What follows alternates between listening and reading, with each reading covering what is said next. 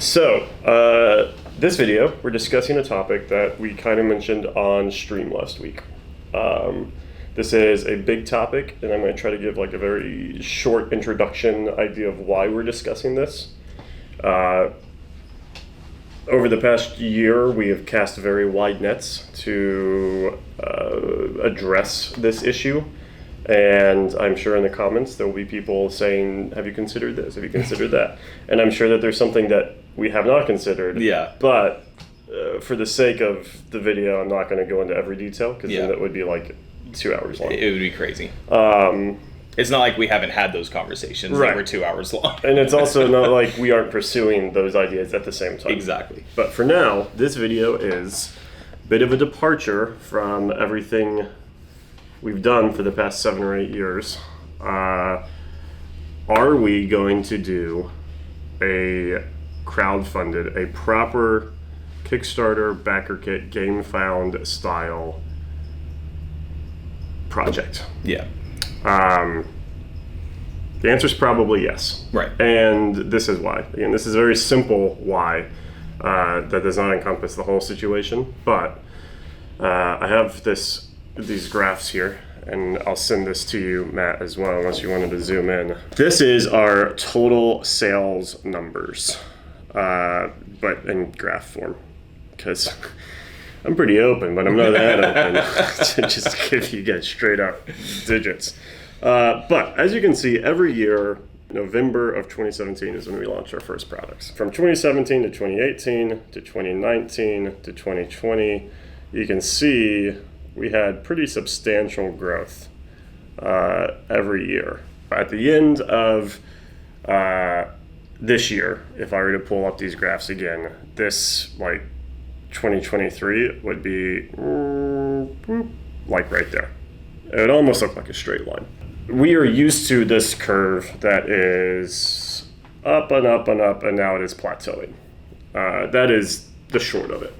And so the past year, through 2023, we have tried many things. We've tried a lot of products, a lot of spreads of projects, and we have somewhat reached a saturation point. Yeah. Nothing we're doing internally has moved the needle that much. Right.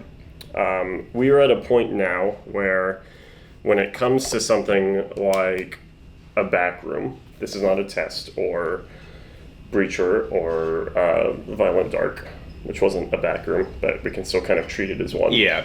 Or Night Thirst, where the like 250 to 400 book range, a little bit above 300, is more or less like guaranteed. Yeah, we're pretty comfortable with that for a new project. Yeah. Now, that is really our core audience. Mm-hmm. That is half of those sales are people that will buy everything every time. Right. The other half is people that are interested in just that one project, and across the board it's pretty uniform. Yeah.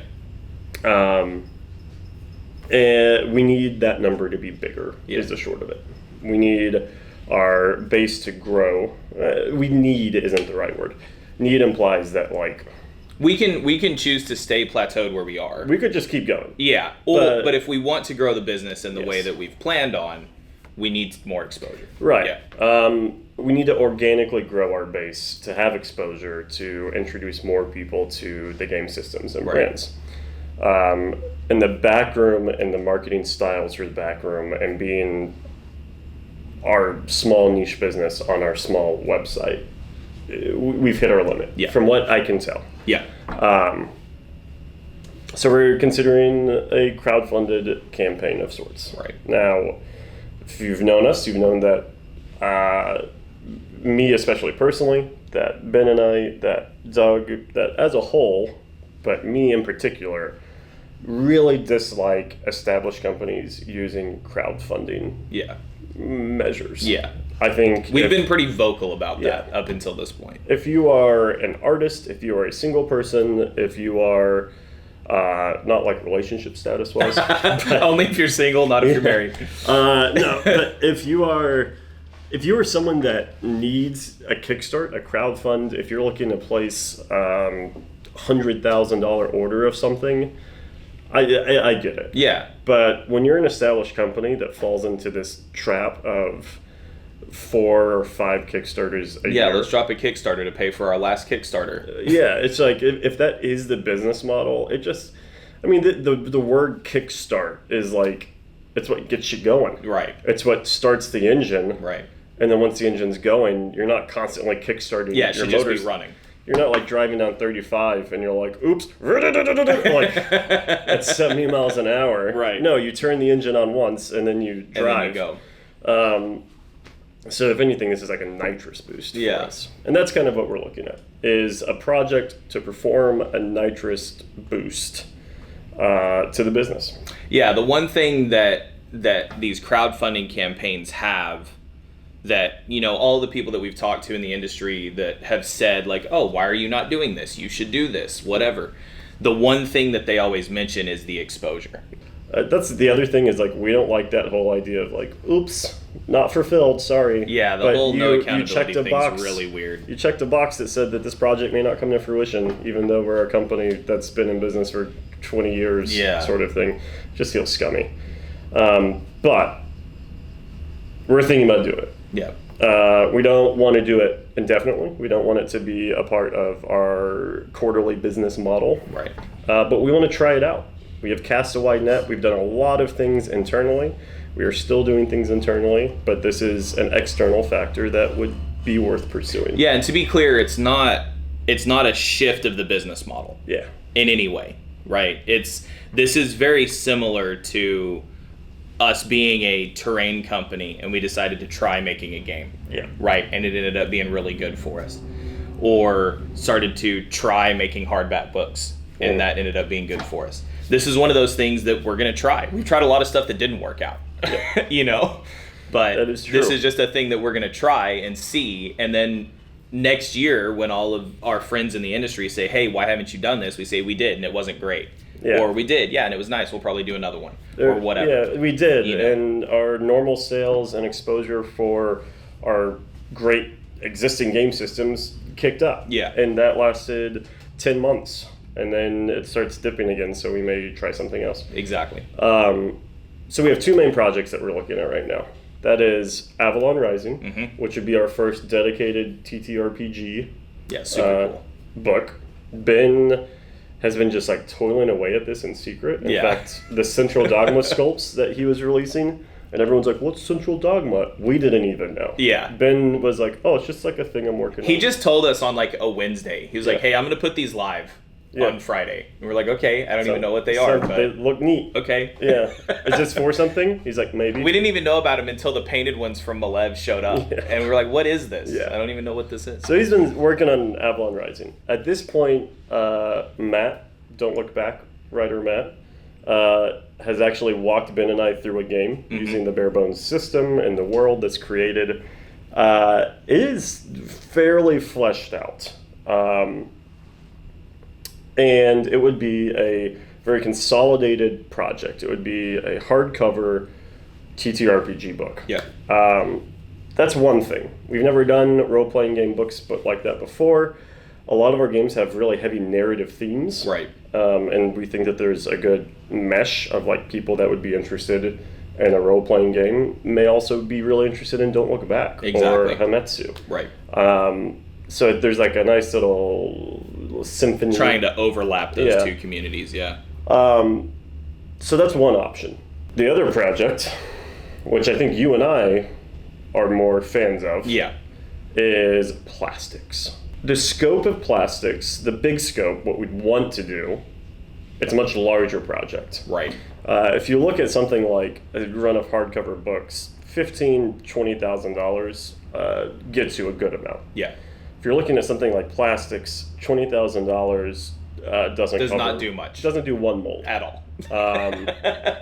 And we'd be looking at doing, I want at least 3 molds. Yeah. I would like a plastic sprue dedicated for each of our major game systems by volume, like which ones move the most right now. And that is Don't Look Back, Lunar, and Hametsu. Right. Lunar obviously would be some spacemen. Don't Look Back could either be a pack of heroes and 2 killers. It could be a multi-part killer that you build your own guy.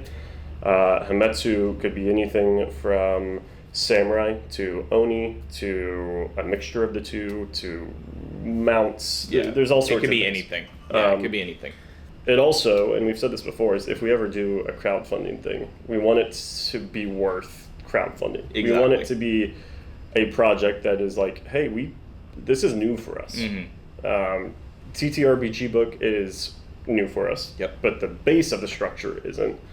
Plastics is very new for us, but we do sculpting in-house. Right. We do design. We have The resources. plastic part is the only new part. We can analyze the draft angle of parts, Yeah. and we're actively in talks with a few companies about that design process. And Yeah. like, hey, if we have this sculpt, what's the turnaround time? But that's the thing. It's talks. It's a lot of discussion. It's a lot of learning, and it's very much the sort of thing where if we can't sell enough of them, that is not worth anyone's time. No, That not is- even close. That is a financial risk that would be very burdensome. Yeah, there are things that we can go out on a limb and try and go, oh, that's a cost we're just going to eat. It's fine, no big deal. Yeah. Plastics is not one of those. That would be very detrimental to us as a business. Yeah. So, So that's kind of what we're looking at is TTRPG book, random plastics kits. And it could be just a single screw. It could be, let's do a plastics kit for Lunar. Yeah. Spacemen are neat, and I don't know if anyone makes little plastic spacemen.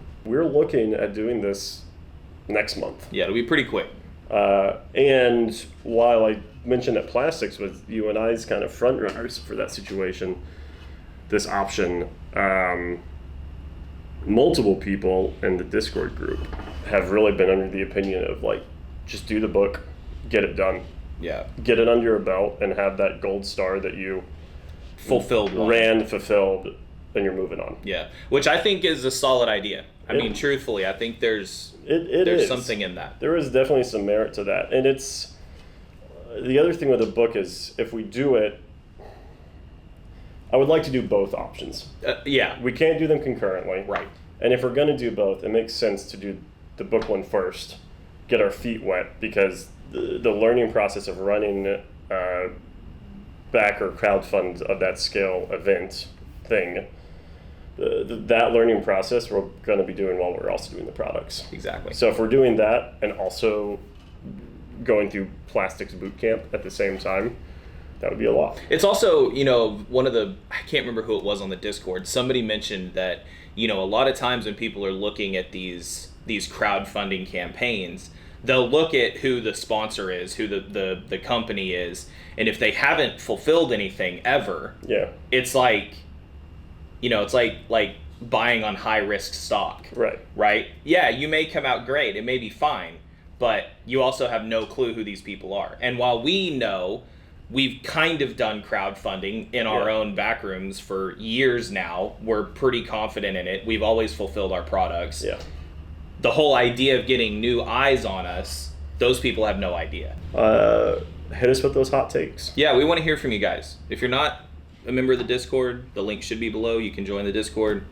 There's a whole section in there where we've been talking about it and chatting with everybody. So we want to hear you guys' opinions on us doing this. Yeah. Ultimately, we're a business that sells things to consumers. Yeah. And we want to make sure that our customers